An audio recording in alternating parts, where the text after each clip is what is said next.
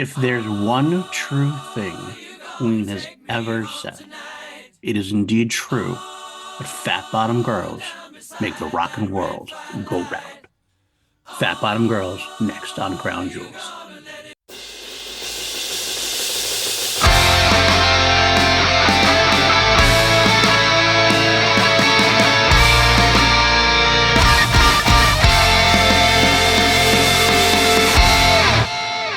What's up, everybody? Welcome back to PLD Projects Crown Jewels. I'm your host, PLD, on the PLD Projects Network. How many times can I say PLD Projects? We'll find out. This is the podcast where I take you on a journey through the entirety of the Queen catalog, including solo works. And we go through every version of every song and try to figure out which is the best version or crown jewel version of each song to slide into our ultimate playlist. Sometimes we have quick episodes because we only have one or two versions of a song to listen to. Sometimes, like this week, they're a little bit longer because we have reached one of Queen's greatest hits. And I don't even mean that necessarily as me saying it's the greatest hit, but it's on the greatest hits album. But it is definitely a well-known track. I am talking about Fat Bottom Girls. Before we talk about that, if this is your first time here, hit that like, hit that subscribe, leave a ranking, leave a rating, leave comments, try to help everything we can with the algorithm. If you were listening on the audio side of things, I'm going to make a quick announcement that this is moving. Right now, you are probably on the PLD Projects feed. If this is much later on, you're already on the Crown Jewels feed. I basically have a bunch of podcasts I have under the PLD Projects moniker. I am in the process of separating them out. When I get all the old episodes migrated over, then I will start putting the new ones on there as well. So Crown Jewels will have its own feed. It's already open, already ready to go. It'll be in the show notes for sure. But let's get into this track, Fat Bottom Girls, written by Brian May. Features Freddie Mercury on lead and backing vocals. Features Brian on guitar, lead, and backing and intro chorus vocals. John Deacon on bass guitar and Roger Taylor on drums. Roger doesn't do vocals on the studio version. He sure as hell does them on the live version, though, as is always. So what about this track? Well, much like when Queen issued "We'll Rock You" with the Champions as double-sided singles. It was a big success for them. They ended up going number one in a bunch of different countries. In fact, at one point they went number one and they just switched to the B-side, went number one for a bunch of weeks with the other track as number one. Their side of it is number one. They decided to go with the same type of route with this. They linked Fat Bottom Girls with the song Bicycle Race, even though on the album now, the jazz album, they are separated by a song. But in the single verse, these were double A-sided singles and released as such in October of 1978 and went up to number 24 in the U.S. charts and hit number 11 in the U.K. charts. It was also released in Austria, number 21, the Dutch charts at number 7, France, number 7, Germany, number 27, Ireland is number 10, and Norway at number 7. Now, this track was played live on and off throughout when it was started in 1978 throughout the 1982 tour. It was taken off for the 84, 85, and 86 tours. Brian May brought it back during a Queen medley in the 1998 solo tour. And then since Queen and Paul Rodgers and Queen and Adam Lambert have been going, it's been a pretty steady spot in their set lists. It's a very different track for the band, very country influenced, kind of southern swamp boogie, country rock song. A lot of country covers over the years of this one, including Hazy Dixies of the band Perry. Even Kid Rock was doing a country version on Outlaws way back when. It's definitely it's an interesting track for the band. It's also one of the first, I guess you could say, overtly sexual singles. You can't deny that the band have had sexual songs before. I mean, Get Down, Make Love from News of the World was straightforward. Like, it doesn't really hide anything. But then again, it wasn't a single. This was the single that was loud and proud and out there in the audience, and the general audience heard it, and they were kind of a little bit confused, according to Brian. Brian May actually stated, let's get into some quotes from the band, mostly from Brian, since he is the writer. We lost some of our audiences with that. How could you do it? It doesn't go with your spiritual side. My answer is that physical side is just as much as a person as the spiritual or intellectual side. It's fun. I'll make no apologies. All music skirts around sex, sometimes very directly. Ours doesn't. In our music, it is either implied or referred to semi-jokingly, but it's always there. He went on later on to say, with a laugh, I wrote it with Fred in mind. Did you, especially when you've got a great singer who likes fat bottom girls or boys? Now, talking about that Southern rock style, this is specifically about that. In Total Guitar Magazine in 2011, he stated, I actually conceived it as fitting the swamp style of the deep south of the USA. I admire those guys with a dobro on their knees and a foot stamp, which I saw as organically congruent with ZZ Top and Electric Southern Boogie. But yes, this kind of single chant works in many folk styles. Did you hear the brilliant Hasty Dixie version? With the backing track live in the studio, Roger, John, and myself, with Freddie throwing in comments. Roger and John instinctively rose to the occasion.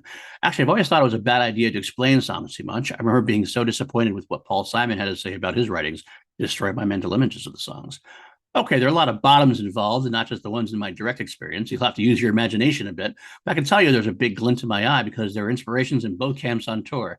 And remember, I was writing a song for Freddie to sing, but my prime inspiration was my realization that it wasn't just the glamorous beauties who fueled the rock and roll romance that was touring in so many cases. It was the unruly kids who devoted themselves to rock bands in a very self-effacing way, the real fans. I had most of it in my head, so it was one of the easier tracks to make work. My usual bridge and middle pickup and phase, no effects, it's just gut instincts. We felt we wanted to motor into the main part of the song quicker on the radio. All this stuff was floating around with the Tour de France was coming through, and it gave us kind of mental focus. The image of naked girls on bikes. We were boys. We wouldn't go into that area now. I would be much too conscious of respect for ladies. Well, at the time, usually we record my guitars with no EQ, but in this case, the more we mixed it, the more guitars seemed to sink into the mud. So we kept adding more middle to high frequencies, giving clarity and presence. And in the end, it really worked. A rarity on this track is that Roger double tracked all the drums, even that insane fill that heralds the final choruses. Brian was really deep into that one. That's a great quote from him, really getting down deep into the nitty gritty of how they made the track work. It's a wonderful track overall. Definitely a rocking track for the boys. Definitely a great live track. I'm actually surprised they took it off the 84, 85, and 86 tour because it is such a staple now. It wasn't such a staple then. Although, that being said, it is one of the songs that was left off the Live Killers set list. This and Somebody to Love were the two big question marks as to why they were left off the Live Killers set. Hopefully someday when they redo Live Killers, we'll get that. Then again, we got the version that probably would have been on Live Killers for the most part, at least one of the versions. But let's get into these versions. Now, what do you mean? What do I mean by that? I don't want to get struck. I don't want to do any of that. So we don't actually listen to the track here on the show. What I do is in the show notes, I give you a link to a Google Doc. On that Google Doc is a link to YouTube videos of all the versions we're going to talk about one by one. So I'm going to talk about one. I'll let you know what we're going to talk about next. You can pause me. You go to the show notes, find that link, listen to what I'm talking about, and come back, and I will discuss it a little bit. First up, though, we're going to go right into the album version. The main track is the one that spawns them all off. Fat Bottom Girls album version. Click that link. Come back for more. Oh, you gonna take me home tonight?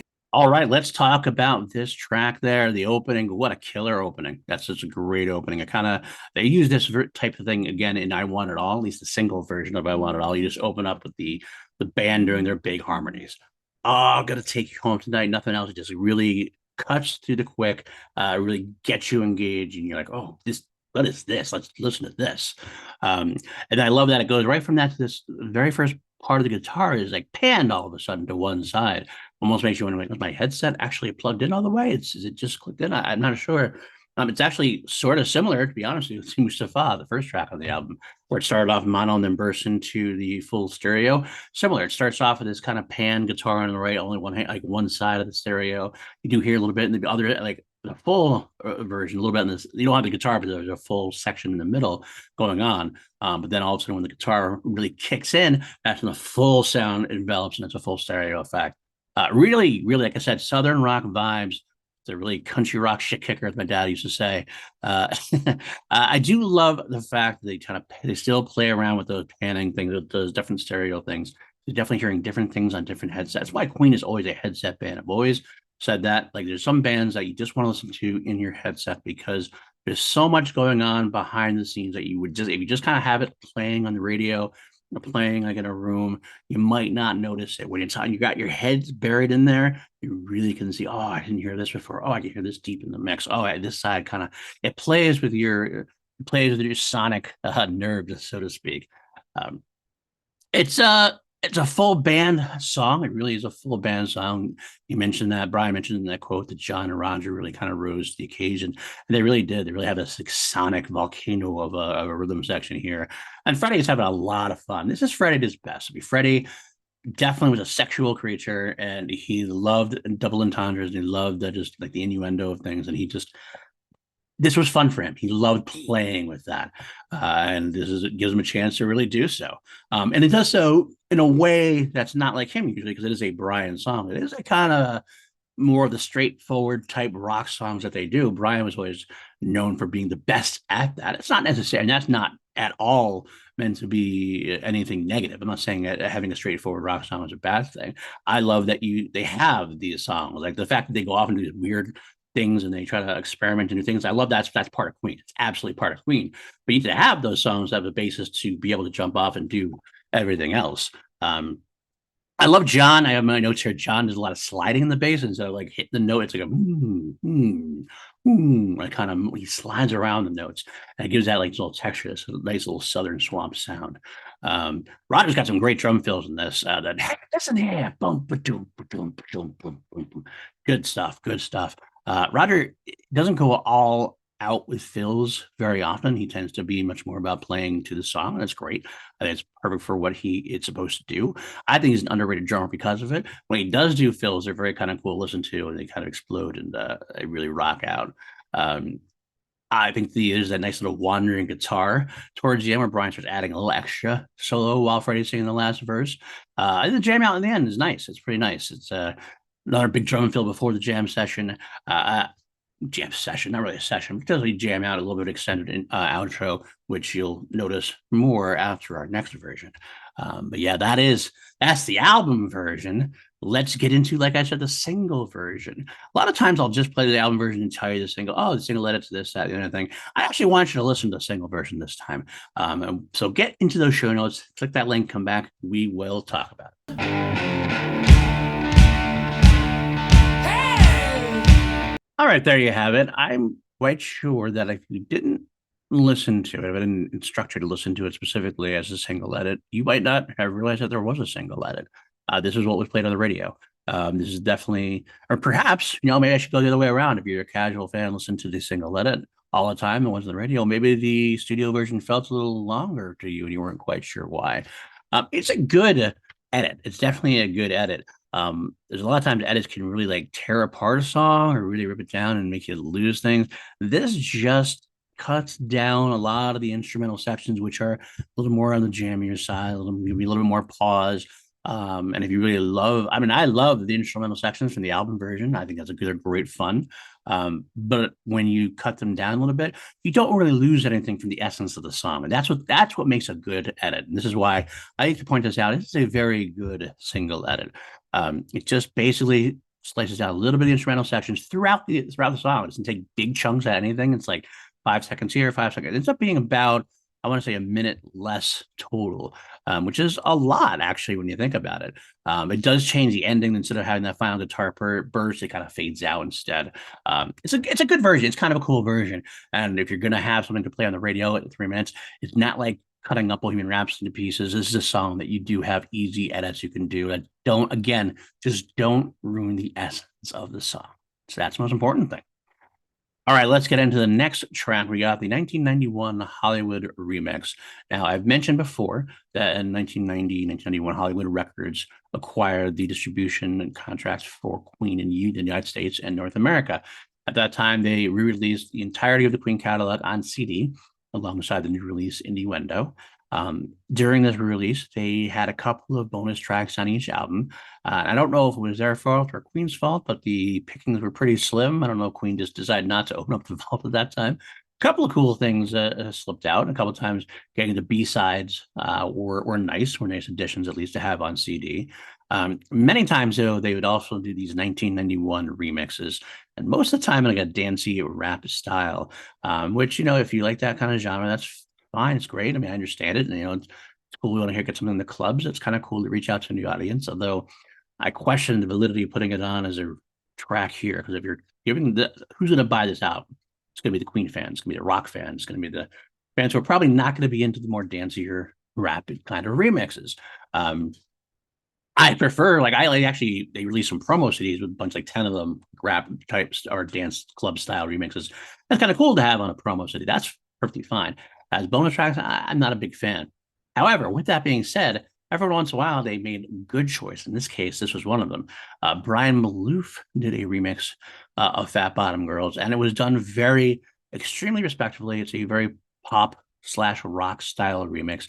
Fits the thing. We'll talk about it a little bit more after you listen to it. But quite frankly, it's one of those things. If you didn't listen to it, you might have just had it on the background. You might not even realize that there's a mix done to it, because it's pretty true to the original version. Definitely some changes, which we'll detail a little bit. But overall, it's a solid remix. And so you haven't heard it, it's a good chance for you to get a chance to take a listen to it. It's in the show notes below. Click pause here, click on that, listen, come back, and we will talk about the 1991 Hollywood remix. Oh, won't you take me home tonight? All right, there you have it. That's the remix done by Brian Malouf. He has done a couple of mixes now. We'll hear him again in the Freddie catalog, as well as another Queen track much later on. And he always does great versions. And this is pretty much a very good example of what he does. He doesn't do anything too drastic. He doesn't rip it apart too much. He just kind of adds a few things here and there, switches things around just a little bit, adds some effects here and there, tries to make everything come out a little differently, but still very, very familiar.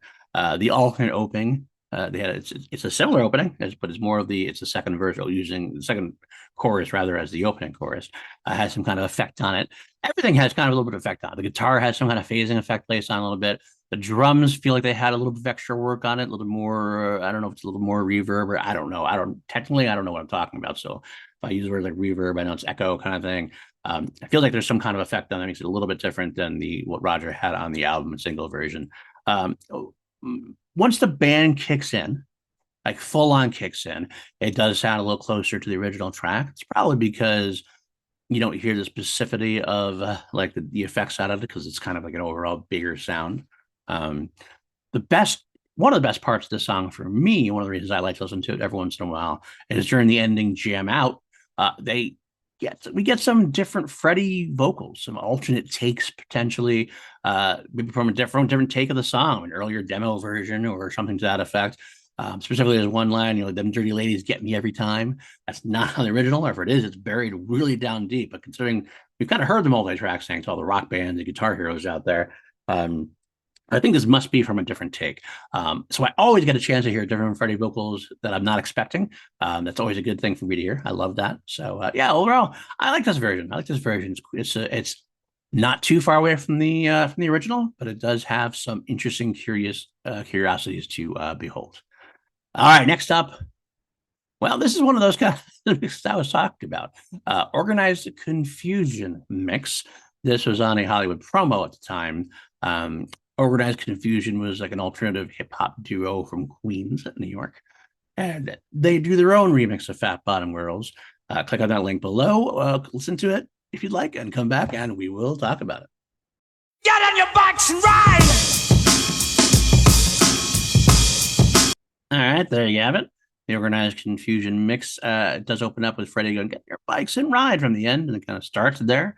The hip hop backing track does work better than I would have anticipated. I have heard this before, so I knew that was the case. They do keep the guitar parts there, or at least a heavier guitar part in the background, which adds to the rock flavor, which I like. Unfortunately, that's when the rap comes in, and the rap just seems very incongruous with the rest of the song for me. It kind of just takes me out of it. And if you like it, hey, more power to you. But your miles definitely may vary, but not for me. I'm not a huge rap fan generally. I like some rap here and there. There's some rap I can listen to. This just doesn't really do it for me, not gonna lie. Especially when it comes in and changes a good Queen track to me. Maybe that's part of it. Maybe I'm just too precious with the material. Considering I like the Brian Malouf one that doesn't change it very much. This changes it a lot. But hey, if get somebody to listen to Queen, great. Hey, that's their entry point in. They listen to the rest of the original version, and then go on to listen to more. Hey, maybe it's worth it. Just not my thing. I do think the best part of it, there are some different Freddie vocal takes in there.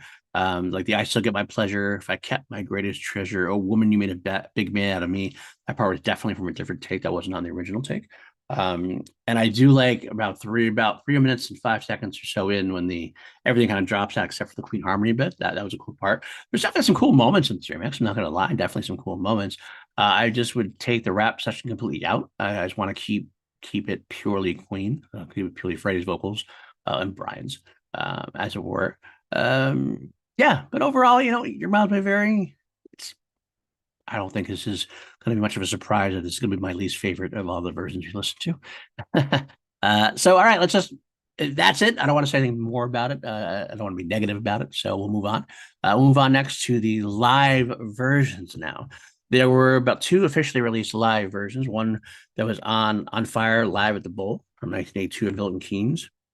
And then Live in Paris 1979, which was later on released as part of the Bohemian Rhapsody film soundtrack. Like the movie or not, I know it's got some polarizing it's polarizing views for people out there on the film itself. The soundtrack had some cool moments on here. Doing All Right, I mentioned before, the revisited version of Doing All Right. This is another one. We get a live track from Paris 1979. This probably should have been the thing on Live Killers, like I said. But it comes out of nowhere. It's a real official track, and it's good to hear official live release of the song. So, without further ado, why don't we listen to Paris first? We'll listen to the Bohemian Rhapsody soundtrack first, and then I'll listen to On Live Fire at the Bull. But listen to both of them. Listen to both of them, and we'll come back and we'll talk about the Freddie era live versions of Fat Bottom Girls. All right. I have 3 words to say. Fat bottom girls! All right, back out there listening to both versions, two different versions, because Queen actually was a different band to a degree during the 1979 tour and the 1982 tour. After Rock Montreal in 1981, I kind of made mention to this before, Queen added a separate keyboardist to the lineup, a touring keyboardist. Eventually became Spike Edney in 84, and he's been there ever since. First, it was Morgan Fisher. They also did Fred Mandel. Also on the Live at the Bull album, which is a good album. It is a good live album. I don't have any real issues with it. Although you do hear a little bit more ventures into electronic side of things, a little more keyboardy stuff, a little more electronic drums and synth drums. So your miles may vary when it comes to that. I know I personally prefer the 70s live era because of that. I prefer that sometimes they go a little overboard in the keyboard era for me. I do think that they figured it out by the time the Magic Tour came about, and the Magic Tour added good keyboard that didn't really overwhelm. Sometimes in the 82 and again in the 84 tours, keyboard tended to overwhelm a little bit and kind of took away the rock feeling of the tracks. 86, they really kind of figured it out. But On Fire is still a great live album, even without that. Partially because it really does a good version on the Hot Space tracks, which we'll get to. Gave them much more rocking versions than the studio versions did. But talking about Fat Bottom Girls here, a couple different versions, a couple different things to say here. I do think the 1979 is very crisp, very clear. Vocal harmonies are spot on. This is a band who's really starting to play it here. They really know what they're doing here, but they still kind of feel like dangerous. They feel dangerous in live. Whereas 82, they feel like a more locked-in band, but that's not necessarily a good thing overall. I mean, the Queen as a band is a very professional unit. So they're always going to be pretty tight. But sometimes you find yourself when you're discovering yourself on a track more, you find some cool things. Sometimes after a while, you play it really well, you know it really well, you know it so well, you're so locked in. Sometimes it's not quite as experimental. Freddie's voice is spot on in both, I will say. Freddie's very playful in both. The tempo on the Live at the Bowl is really up. And I it's good. It's not bad, but I think I prefer a little held back, a little more lazier style, so to speak. Freddie did have a funny line in the on Live at the Bull. The big woman, you made an asshole out of me. I will note also, by the way, this is kind of common knowledge in the Queen circle, that there's definitely a drop in on Freddie's vocals on the bootleg version. Freddie cracks very bad on this locality. He cracks bad as they dropped it in from a different night, which I don't mind. That's fine. I don't mind when a band does that when it's that bad a mistake. It's just because it's less about trying to be perfect more on being enjoyable. And Freddie's crack was bad enough that it wasn't enjoyable. So I get that. I do hear Roger's voice more in this. It's almost practically a duet with Roger during this part, during the on Live Fire at the Bowl. It's a nice little jam session at the end. Which one would I prefer? I don't know. Your miles may vary. There's that tightness and there's the of 82, but there's that kind of like loose, and it's just the four of them kind of experimenting out in 79. I will say I learned 79. I didn't really hear a full, crystal clear, good professional release until 2018. The Bohemian Rhapsody film came out. So it's a little bit more like the newer toy also. So that has to come into play for me. But either way, either version is very good to listen to. It proves itself to be a great live track because the energy is there on both of them. Crowd gets into it. This is definitely meant to be a live track. Again, I don't know why they took it off the set list for a while.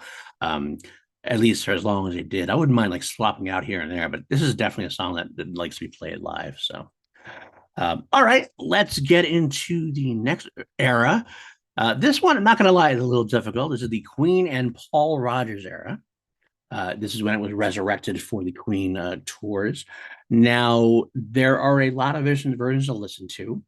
We have the Return of the Champions version, the Live in Sheffield. That was the first official release by Queen and Paul Rodgers. We have the Live in Paris from 2005, which is part of the 2005 tour downloads that Queen and Paul Rodgers did. Also have Live in Hamburg from 2005 from that same set. We have Live in Italy, which is a promo version that was released by the band. They did like a kind of like a single promo radio version where they did Reaching Out, Tie Miller Down, and then Fat Bottom Girls. We have Super Live in Japan, from the Japan album that was released later on from 2005, end of 2005. Jump forward to 2008, got Live in Ukraine, which is the big concert in Kiev. We have Live in Berlin 2008 tour downloads, Live in Madrid 2008 downloads. So yeah, there's a lot to listen to. So you don't have to listen to them all. I don't have to listen to them all. If I had to choose one for you to listen to, I do like the Live in Italy one. I think that's one of their better ones. I think the Live in Ukraine one is pretty good as well. Yeah, those are. I mean, that's kind of giving a little bit away, but I kind of want to. If you don't want to listen to all of them, I get it. Because quite frankly, you're going to find out even when we listen to it back, when I talk about it, it gets even hard for me to discuss because they kind of blend in together. You kind of like listen to 8, 10 versions of a track done by a band. They kind of blend together after time. It's hard to point out specific, unique things. So we'll click on that link below, click on those links below, wherever you want to listen to. Come back and I'll try to rank them now so we can get into when we get to the final ranking, we'll know where they kind of place as far as that goes.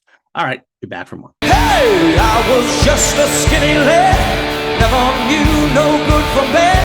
All right, there you have it. I guess let's talk about the generalities of the Queen and Paul Rodgers era versions of Fat Bottom Girls.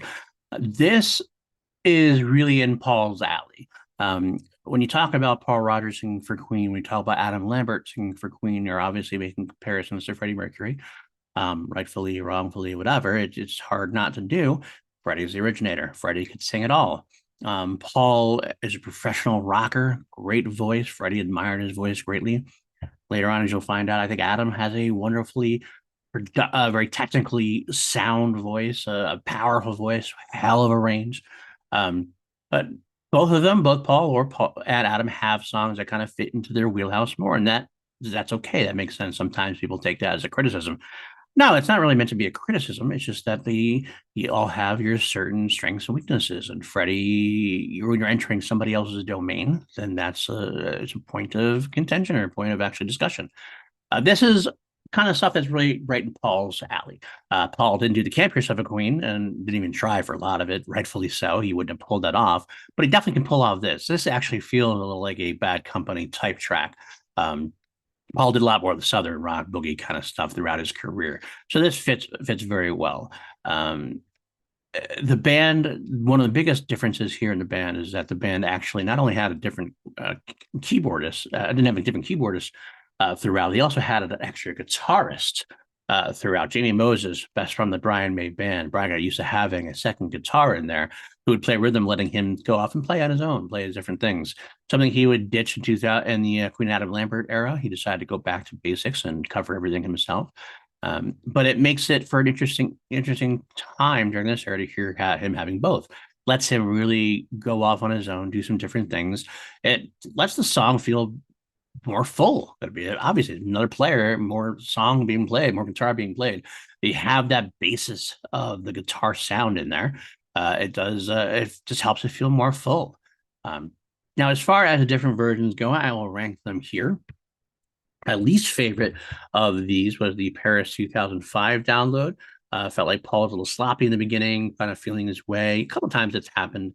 And it's not necessarily, I'm not saying it's awful or anything like that. I'm sure Paris enjoyed it. But compared to the different versions, I did feel like they were trying to make up for it a bit with a little bit more action. But the mix felt a little bit down compared to like some of the other ones, Return of the Champions as well. So that's there. Next up from Hamburg, 2005, when you did not have a YouTube video to listen to. I'm sorry that I couldn't find one for you. But you know what? You didn't miss a whole lot. It's a solid version. My notes were actually that nothing specifically stood out that was different from the versions we'd listened to. Not even much to comment on. It was just a solid Paul Rodgers version. If you heard the different versions there, you're not missing anything by missing Hamburger 2005. From there, I go up to Berlin in 2008. That had Paul playing with the audience a little bit more. The harmonies felt a little shorter, almost like they were saving their breath. It was an interesting choice to see because a lot of times I feel like the band drew them out, especially in the Freddie era. And I think I prefer the drawn out version. But it's interesting that they're all on the same page here, going to shorter versions of it as well. From there, Return of the Champions live in Sheffield in 2005. This was again the first release that Queen and Paul Rodgers did. I forgot to notate before, actually. This is where I first noticed it. Brian starts this track with he does this in 1998 as well. Starts with an improv version of White Man, about 30 seconds of that intro. Just playing a little snippet of White Man from Day at the Races before Roger would count them in. Now, in terms of the Champions version, I will say Brian's voice, which is often buried by Roger and Freddie, or Paul or Adam for that matter. Brian's voice is coming through a lot of times. It's very much an important part of the harmonies. But you hear Freddie all the time. You hear Roger at the high end doing that. Brian kind of gets a little bit lost in the mix a little bit. And this one, you can really hear him come out through in the middle. The mid harmonies are really kind of crisp and clear, which I like hearing. It's kind of interesting to hear. Very good, though. Very good. Roger's drumming is thunderous at this point. He's like making up for lost time, it feels like. And the extended jam actually becomes more of an extended jam at the end. They start jamming out a little bit more, so they get to a big ending there. So that's Return of the Champions. From there, it goes back to 2008 with Madrid. Madrid in 2008, a little bit of a shorter intro. Tempo seemed a bit up on this one compared to the rest of at least the 2008 tour, if you will. From there, we got Live in Ukraine, which is the other big official live release from the band, from Queen and Paul Rodgers. Great version for 250,000 people. Like there's maybe even 300,000. It's between 250 and 300. Great energy from the band. Great performance. As a video, you can watch that one. If you didn't watch that one, you can go back and see it live in person. Wonderful version for sure. From there, up there, got two versions left. I'm going to go with the Live in Italy version next, which was a surprise to me. But the mix is very, very good. I really love this mix. Tempo is a little bit up again, but it fits what they're trying to do with the mix here. Roger's voice really hammers this one down. Paul seems a little bit lower key, not in a bad way, but Roger really kind of takes the reins on this one. And the ending jam is one of the better ones from Brian from the Paul Rodgers era. So at least the officially released versions, I should say. And finally, my favorite of the versions, I think it would be Super Live in Japan. I really like this concert. This concert feels like it's the end of the 2005 tour. It's the ending of the first go around. Band feels is super tight at this point, but not so tight that they're playing by rote. So they really feel just energized, synchronized. The precursor to White Man feels a little more playful. The Japanese audience is phenomenal to the band, always have been. So if I had to pick one of the Queen and Paul Rodgers era, it would be the Super Live in Japan, where it fits along the rest of the stuff. Well, we'll talk about that soon, as we're going to go into the very next set we're going to listen to. We got two versions to listen to of officially released Queen and Adam Lambert versions, one from Live in Japan and one from Live Around the World, which is in Dallas. So if you want to listen to those both, you could choose either one. I'd watch the video for live Around the World for one reason, which we'll talk about when we get back. Go down the show notes, check out that links, come back, and we'll talk about it. Oh! All right, that is the Adam Lambert era of Queen. Basically the same arrangement as the Queen and Paul Rodgers one. Does begin with the white man intro and has the jam out session at the end. It is different, like I said, because without the second guitar, without Jamie Moses, Brian has to hold down the main part of the song, but it doesn't really stop him from doing a whole lot. It does have a nice long extended guitar solo at the end. I think Spike probably picks up a little bit with the keyboards to kind of fill in the song. As far as Adam goes, which is the most different part of this, obviously, he does good on this. It's definitely not one of the ones that's in his wheelhouse. It tends to be, like I said before, we have Freddie here, we have Paul, which is the rock style, the southern rock style. Adam is definitely much more of a poppier ballad singer. So on the harder rock songs, the dirty, girthy rock songs like this, he seems a little, I'll say false, because false makes it sound really negative, because it's not false.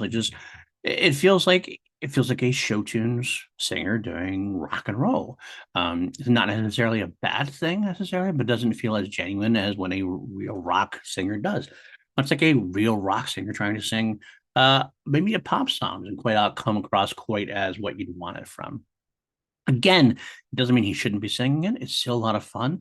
I feel like a lot of extremism happens in all fandoms, obviously, but especially this one. When I say something like that, a lot of the Adam fans get very upset at me. But at the same time, I think that a lot of Queen fans who don't like Adam are a little over hating him for various reasons. Like, sure, I prefer Freddie also, but I'm going to go to Queen Adam Lambert and still have a fun time with it. So, um, now, the second version, the live around the world from 2019, obviously the reason why I said the video of that, it's definitely the most unique thing about that one is they had the Dallas Cowboy cheerleaders come on stage. It was live in Dallas. They came on and danced their night away. And Adam always, I feel, performs better when he has someone else to like play with. He plays with Brian and Roger all the time, but they're a little busy, so they can only play so much. Having the Dallas Cowboy cheerleaders as kind of like dance partners, props, also kind of like just like playing along and shouting out things.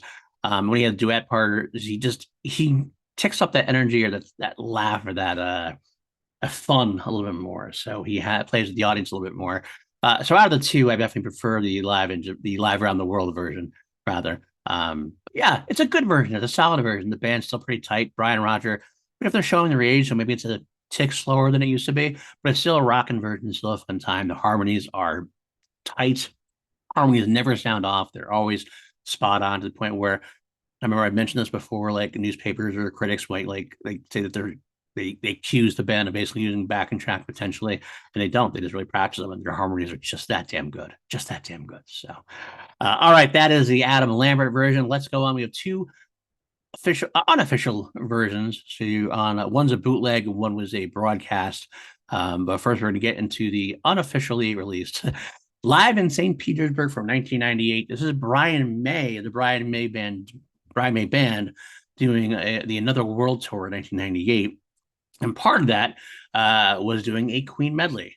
And in that Queen medley, basically leading off the Queen medley, was Fat Bottom Girls with an interesting tick to it. Look at that link. And it is a bootleg, so it is not a great recording. The sound quality is pretty close to terrible. I wish we had an officially released version, but we don't. But it's worth listening to at least once. So click on the link, come back, and we will talk about it.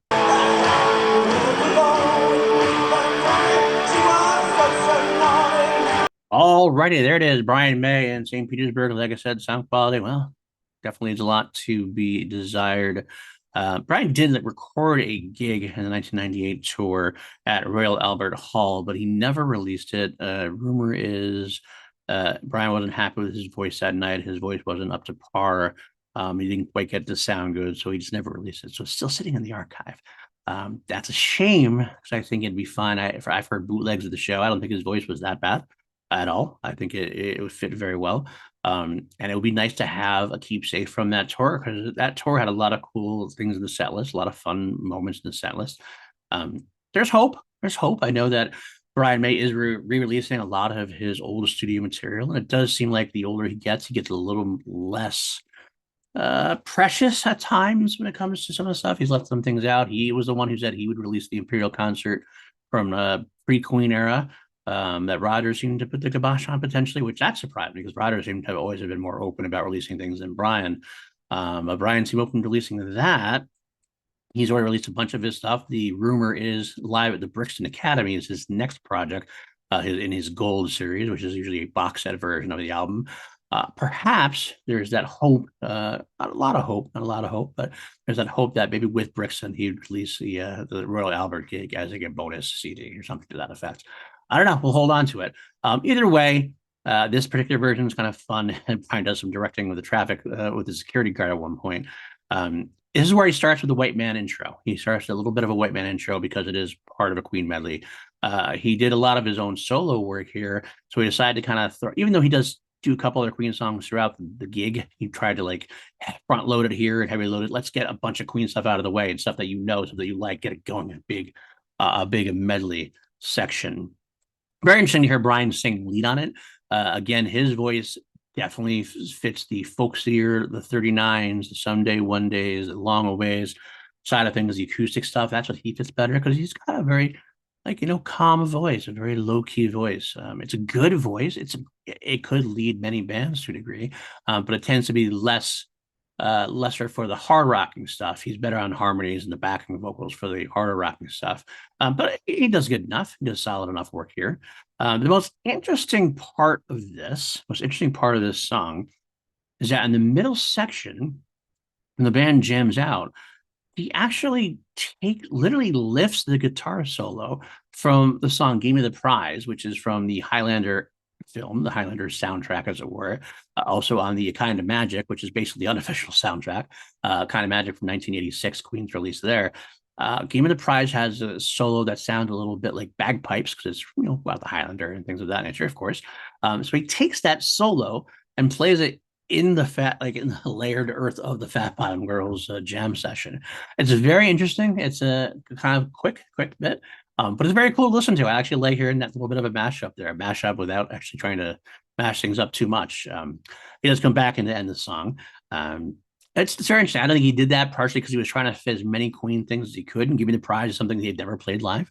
That is the closest we've ever gotten to anything part of that track live. And just for the record, the medley, as it were, it opens up with a White Man intro into Fat Bottom Girls.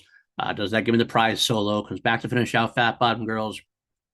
Kind of ends a little bit early, which is why it's a little bit lesser than the rest of the tracks. It is kind of a more edited version, just lesser of the jam session towards the end. They go into that I Want It All, Headlong from the Innuendo album, Tear It Up from the Works album, and then The Show Must Go On, also from the Innuendo album. So, all right, that's the Brian May version. Let's get back. We have one more unreleased version to listen to. It was broadcast live at the iHeart Festival in 2013. Quinn and Adam Lambert had guest appear with them, the band Fun. So we'll take a look at that, come back, and we will close it out, and we will start ranking, rating, and all that good stuff. Well, I've been singing with my band across the land. All right, this is a very interesting time in the band's career. Queen and Adam Lambert hadn't been working together very long at all. They had played the American Idol finale in 2011. They played MTV EMAs, did a quick little medley there. It's kind of a testing ground. In 2012, they did a couple of dates across Europe and then again in London. Not a whole big tour, though. They opened up with Kiev with a lot of people there. Kind of still, again, feeling their way around. They planned on a 2014 American tour, full-on U.S. tour. But 2013, iHeart got them together to perform at their festival. So they did kind of not a full set list, obviously, but it was a very interesting time. The band quite hadn't settled into their usual stuff yet, but they already were working very well with Adam. And then the band Fun was huge at the time, was very hot at the time, and they were very Queen influenced. You could tell from the get-go that they had a lot of Queen influences. In fact, I remember hearing some of their tracks and people saying, oh my God, that sounds a little like Freddie. Nate sounded a little like Freddie, at least with his phrasing and his intonation and things. So it made for an interesting combination.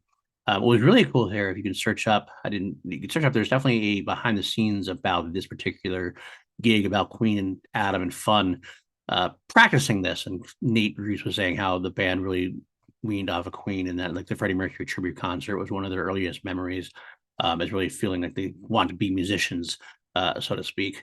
But so Nate did Someone to Love with Queen, and then he brought Adam back on, and Adam and Nate did a duet of Fat Bottom Girls. And like I said before, Adam works really well when he has a duet partner. He loves playing with people like that. And Nate is just he's a bona fide energetic star. He's very fun. He's very charismatic. He has a fun time singing, and you can tell he's like smiling his ass off. He's having a great time with one of his hero bands. It's a good version, solid version. Um, and that's I know it's more about the beat itself than actual specificities of the song, but it's a good version of the song. Nothing much else to mention to. Nate and Adam do well. The band's tight, and it's a fun time. All right. Well, it is time to rate the versions, rank the versions, and figure out which is the crown jewel. It took me a lot of time to go through these. And again, some of them tend to bleed into each other, especially in the Queen and Paul Rodgers era, where I had so many different versions to listen to. But I tried to give you what I think is the order of how, from least favorite, as far as least crown jewel, to most crown jewel. At the bottom of the barrel, no surprise, organized confusion mix. Not for me. Maybe it's for you, but not in my backyard. I'm the old man screaming at clouds, but I'm not a fan too much. Although, like I said, I did point out some good things. There are some good things in there. I'm trying to be as open to things as I can be. But as far as the best version of Fat Bottom Girls, yeah, this is not it for me.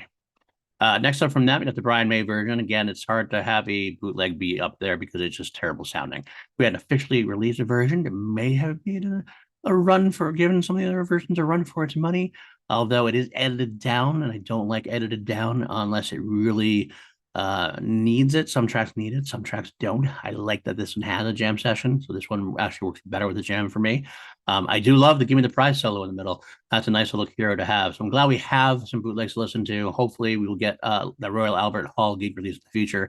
But for now, it's just about the Organized Confusion Miss. It was my second least favorite as far as crown jewels go. All right, from there, the single edit. Why is the single edit so low? Well, this is something I deal with a lot when I have a ton of different versions. Sometimes, I mean, I like the album version. I like the album version a lot. It's not that the single version should almost feel like it should be right underneath because it's just an edited down version of the album version.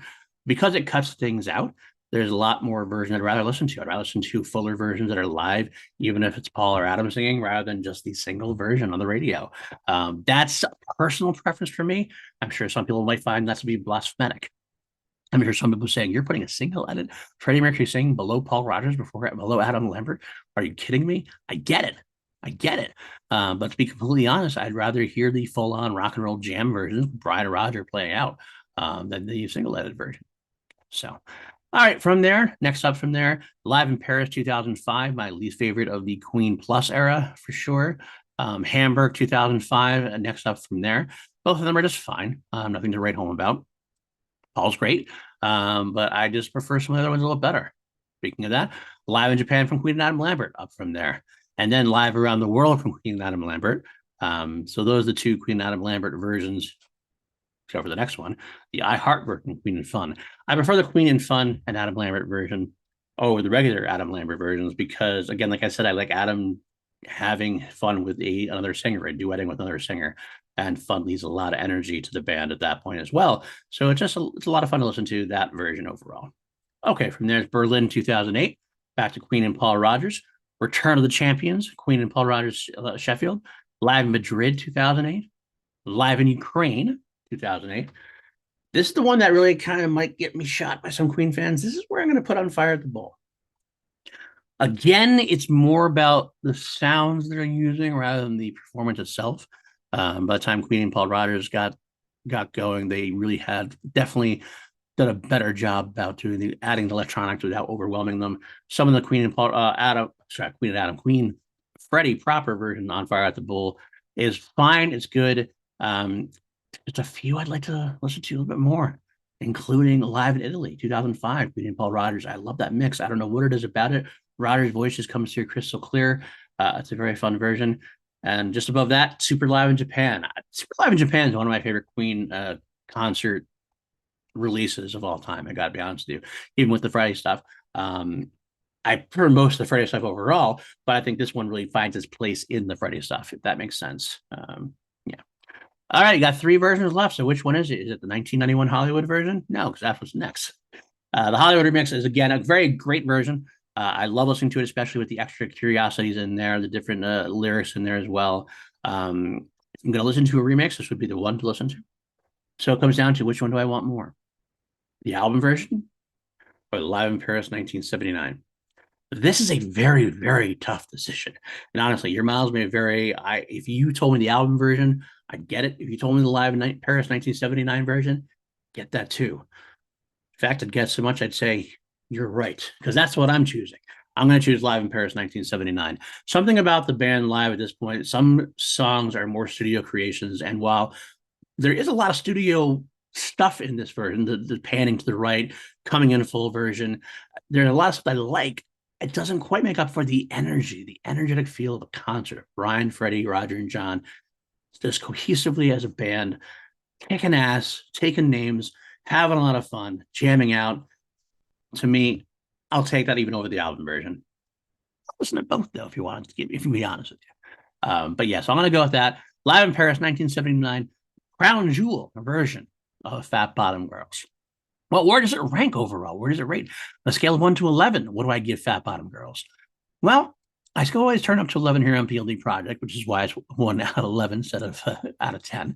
I think I have to give this a solid 8.5. I can't say it's a spectacular, like earth-shattering song, but it's a really good rock song. It's a really good, fun, energetic number with some great harmonies, some great guitar work, some great bass work, some powerful drum work, great fills from Roger, great vocals. Everything about it is just great. Not quite great enough to slide into my top 10 Queen related songs of all time, because those are all 10.5 and above. But at the end of the day, 8.5 is nothing to sneeze at, and a very solid entry into the Queen catalog. All right. Let's see next week. Instead of going into Bicycle Race, like you would figure, considering it's a double A side, we take a little bit of a pause. Bicycle Race will be 2 weeks from now. Next week is the third track. It's a nice piano ballad called Jealousy. That's next week here on PLD Project's Crown Jewels. Well, that will do it for this week, folks. Like I said, if you like us, hit that like, hit that subscribe, all that stuff. And if you can help us even further, patreon.com/PLD Projects. I do some bonus stuff there. Still working on some music bonus stuff. We've got some great people like Austin Goodell, Jeremiah Morris, Brandon Buckingham, Jeff Alterman. Love those people. They really keep the lights on for me. I really couldn't do this without you guys. I really appreciate my crew. So come join us. It's a lot of fun. If you can't, though, share us. Let people know we're here. Let people know we're here to talk about. Let's build up some kind of community. Talk about Queen some more, and some movies and TV as well. Because if you look at the other PLD Project YouTube page, you'll see all sorts of TV, movie stuff. Star Wars, V is very sci-fi from the 1980s. If you don't know what that is, two mediocre white dudes on film going through franchises. A lot of horror franchises. Got John Wick coming up though. Not quite a horror franchise, but still a lot of fun. Always trying to do some different stuff on that channel as well. But that'll do it. See you next week for Jealousy. Until then, keep yourself alive. God save the Queen. And get those fat bottom girls rocking the world, baby. All right, take care. Bye.